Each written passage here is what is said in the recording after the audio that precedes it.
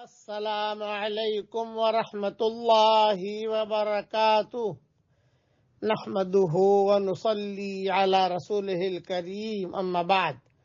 آج کا سبق سن لیجئے۔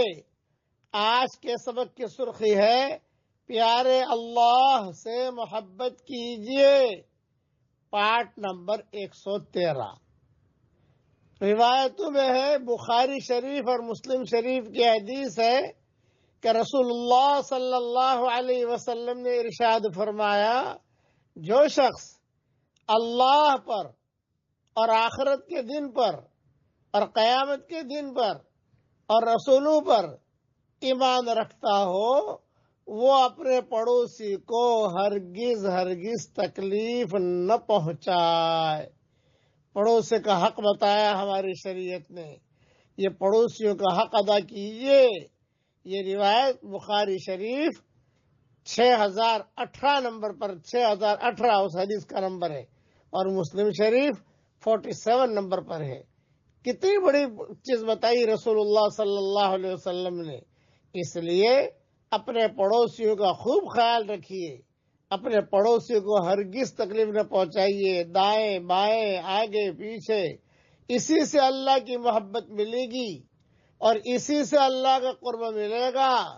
اب کتابوں میں یہ بھی لکھا ہے کہ اتنا پڑوسی کے حقوق بتائے، اتنے بتائے کہ کتابوں میں لکھا ہے کہ صحابہ کو شک ہونے لگا کہ شاید پڑوسی بھی اب ورثے میں آ جائیں گے۔ اللہ معاف فرمائے، آج تو ہم پڑوسیوں کو بہت تکلیف دیتے ہیں، اور پڑوسیوں میں اپنے گھر میں جو پڑوسی ہیں، اپنے بیوی بچے، ان کو بھی تکلیف دیتے ہیں۔ ہمارے اسلامی معاشرے میں یہ چیز نہیں ہے۔ محبتوں کے ساتھ رہیے، پھولوں کو بانٹیے، تقسیم کیجیے، محبتیں تقسیم کیجیے۔ دنیا کی زندگی بہت مختصر ہے، اس کا خیال رکھیے۔ پڑوسیوں کا حق ادا کیجیے، پڑوسیوں کا حق ادا کیجیے۔ اب پڑھ لیجیے میرے ساتھ، سبحان اللہ و بحمدہ عدد خلقہ ورضا نفسہ وزنت عرشہ ومداد کلماتہ۔ اسے تسبیح کا تاج کہا جاتا ہے، تاج التسبیح، تسبیح کا سردار۔ رسول اللہ صلی اللہ علیہ وسلم نے ام المؤمنین حضرت جویریہ رضی اللہ تعالی عنہ کو سکھائی تھی یہ تسبیح۔ اسے پڑھتے رہنا چاہیے۔ میں نے اتنا پڑھا، اللہ میرے ساتھ ہو گیا۔ میں نے اتنا پڑھا، اللہ خوش ہو گیا۔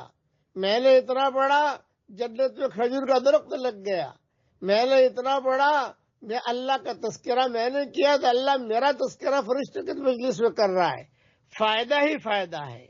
اس لیے آپ جو ہے اہتمام کے ساتھ اللہ کا ذکر کرنے کی کوشش کریں۔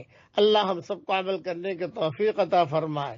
اے ہمارے پیارے اللہ، اگر آپ نے ہمارا نام سعیدوں اور نیک بختوں میں لکھا ہو تو ہمارا نام انہیں میں لکھے رکھیو، اور اگر آپ نے ہمارا نام شقیوں اور بدبختوں میں لکھا ہو تو اللہ ان کی فہرست سے مٹا دینا، اور نیک لوگوں کی فہرست میں ہمارا نام لکھ لینا۔ لکھنا بھی آپ کا کام ہے، مٹانا بھی آپ کا کام ہے۔ یہ دعا حضرت عمر بیت اللہ کا طواف کرتے کرتے مانگتے تھے۔ اللہ تعالیٰ یہ دعا ہم سب کے لیے قبول فرمائے، آمین۔ وآخر دعوانا ان الحمد للہ رب العالمین۔